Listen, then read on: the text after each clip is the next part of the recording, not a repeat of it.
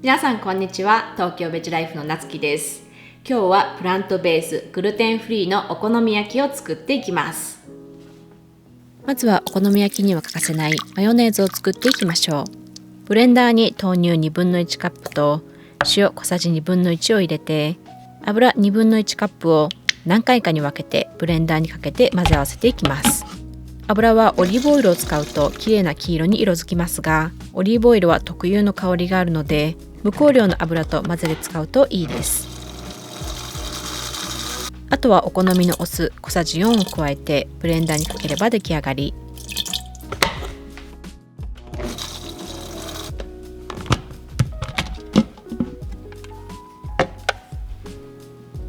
普通のマヨネーズよりもあっさりしていて豆乳臭さはありません。豆乳があれば作りたい時にパッと作れていいですね。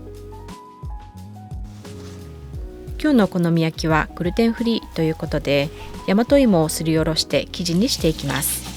大和芋はたわしを使って流水でしっかり汚れを取ります。皮にも栄養があるので、私はひげを取り除き皮を剥かずに使いますが、気になる方は皮を剥いてください。皮付きだとすりおろす時も手がかゆくならず一石二鳥ですよ。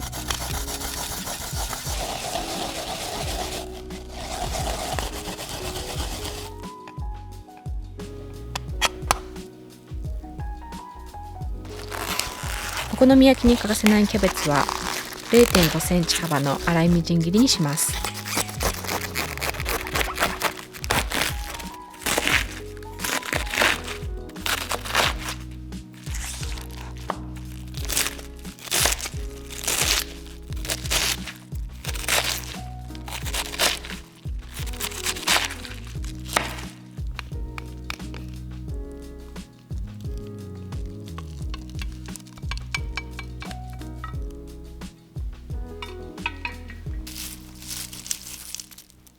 すりおろした大和芋と合わせて、その他の材料はビーガンチーズ、今日は東京ベジライフフォーマージのラブメルトを使いますが、お好きなビーガンチーズを使ってください。小さなさいの目切りにして、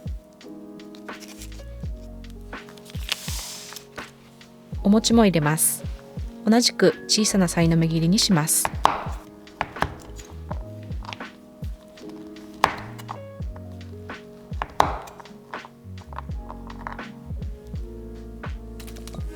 すべての材料を合わせて、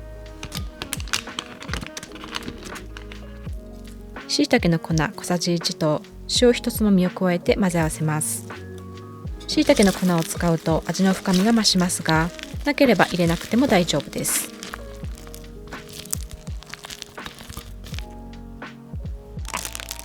お好み焼きの底に敷くのは油揚げ。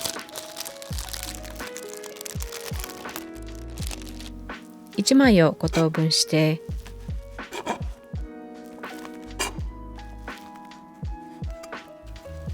油を熱したフライパンに敷き詰めます。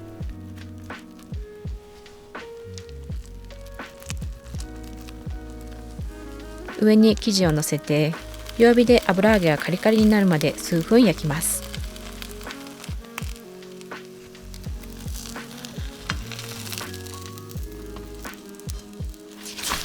ひっくり返して蓋をして6分ほど弱火で蒸し焼きにしていきます。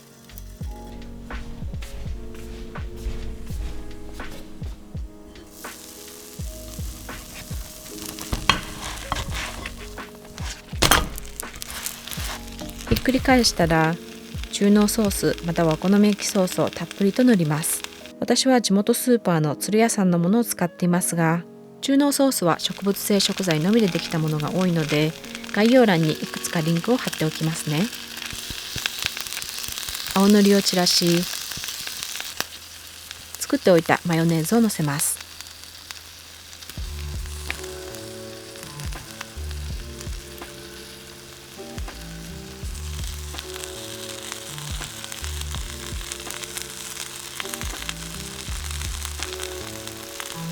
青ネギをトッピングして出来上がり。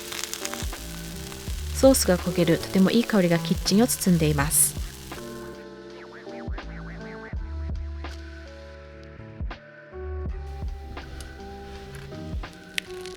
粉を使っていないお好み焼きですが、ふわっとした大和芋の生地にキャベツがしっかりと絡みます。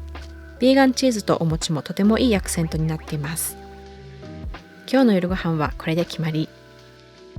いかがだったでしょうか。今日はプラントベースグルテンフリーのお好み焼きの作り方をシェアしました。今日は定番のキャベツの他にビーガンチーズ、お餅を入れていきましたが、お好みの食材でアレンジして作ってみてください。今日もご視聴ありがとうございました。それでは See you next time!